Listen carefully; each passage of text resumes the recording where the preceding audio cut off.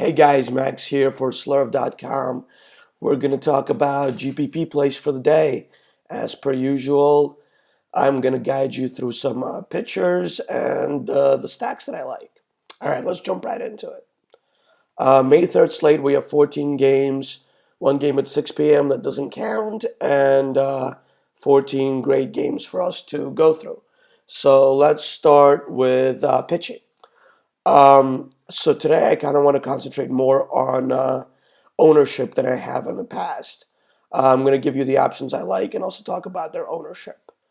So the first guy I want to talk about is Arrieta, who I don't think is going to have an amazing game against the Pirates as they lead the league in WOBA so far this year. But I do think that he's a safe bet for 20 to 25 points with upside for 30. I know he's super expensive, but I think there are a bunch of cheap bats we can fit in. So I think Arrieta remains firmly in play on a slate where you really don't have that many safe pitching options. I know he's going to be highly owned in GPPs, but I think I'm going to use him quite a bit anyway. Second guy I want to talk about is Matt Harvey, who is also right up there in price, but has not been that great so far this year. His last start, he kind of looked more like the Matt Harvey we know and love in the sense that he had 27% strikeout rate and a bunch of ground ball outs. He went deeper in the game than he did before. So he looked pretty good, and hopefully he's coming back to normal. But today he's facing Atlanta, who made Bartolo Colon look like Cy Young. So I mean, he's a great option. He's going to be super high owned, I think, maybe even more than Arrieta. And the one thing Atlanta can do is string together singles, doubles, and walks, and they don't strike out as much as we would like them to. So there is merit to fading him in GPPs, more so than I feel like there's merit to fading Arrieta. Harvey can definitely work up a bigger pitch count than we'd like, and we can see him out of there in the fifth or sixth inning, generating only 15 points, which is not what we want for his price. So although I don't think he gets blown up today, I think he will definitely. Um, there's definitely merit to fading him in GPPs, is what I'm trying to say, not so eloquently here. Next guy I want to talk about is Waka, who I think will also be very popular today. He's facing a Phillies lineup that I really just don't like to pick on with pitching this year. The Also stacked with the fact that he's just not that great. So I think this one may be a straight fade for me due to the fact that Phillies like to put the ball in play and have some power in the middle of their order as well. My two favorite guys today are in the mid range, which is what I like to fit in some big bats. We have Matt Moore in Tampa facing a Dodgers offense that has been pretty bad so far this year. I especially like picking on them with lefties as that neutralizes some of their big bats and Seager, Adrian Gonzalez, and Utley.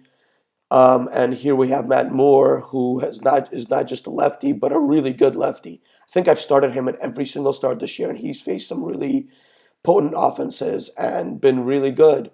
Um, he has a 32% a 27% K rate this year, which is really good. And he's playing in Tampa, which is a giant park for pitchers. And I think he's a safe bet for somewhere around 25 points today, which is what we like. Another guy I think was a lot more dangerous than Moore, but one that I can't help but roster this year is Nola for the Phillies. He's going against the best offense against right-handed pitching in the Cardinals, and we saw what he could do, what they could do yesterday, and that was with just of their bottom of the order getting a little hot and hitting some home runs. Um, I still like his K upside, even though I do expect him to give up some runs. He has a 32% K rate against righties, 24% against lefties. Um, so I like him today to pile up some strikeouts and give us a decent score for GPPs. I also expect him to be low owned, which is something we also like in GPPs. Some other guys for you, I'm going to bunch them all together as they're all not great options, but I feel like they are usable options on a day like today where nobody really jumps out at you. Strata is the first guy I want to talk about. He's kind of like a cheap source of points. He's an extreme fly ball pitcher in Toronto. He always gives up one or two home runs, but usually they're solo shots since no one's on base and all the other fly balls just turn into outs. Um, he's somebody that is always low owned and can get you 20 points at a really low ownership with and also low price. Another guy is Eddie Butler, who's definitely not nearly as good as John Gray, but he is somebody that can get you some cheap points against Padres, who just cannot hit right-handed pitching at all. He's also in the friendly confines of Petco in San Diego, so that's another reason to take him. He's extremely cheap. I don't expect him to pile up strikeouts or anything like that, and he's been just as bad away from Coors as he has been at Coors in his career. But I do think that's a place we can go for some cheap upside today. Last guy is Alex Meyer, who's again making his first start for Minnesota against Houston. He's shown extreme strikeout numbers in the minors um, against right-handers, and Houston is full of right-handed power that likes to strike out a lot. So this is something I like to do, like I did with Barrios yesterday, is stack up Houston on one team and play a really cheap, high K projected guy like Meyer on another team. So you kind of get the best of both worlds. Of course, this is again if you're making a bunch of lineups, like 10 lineups or something. I think that's about it for pitchers today. Again, it's a slate with very few guys that feel safe. So this is somewhere. This is a place where I kind of like to throw ownership out the window a little bit and just go with the guys that I feel safest rostering that give me the highest upside. So let's move on to the stacks that I like today. My favorite guys to pick on are probably, let's start in New York, where the Mets are again facing a crappy right-handed pitcher with their bevy of left-handed power. Yesterday, they only really had one good inning with Cespedes, Duda, and Wright hitting home runs. They kind of didn't do anything for the rest of the game, which was not ideal. But I do expect some fireworks from them again today.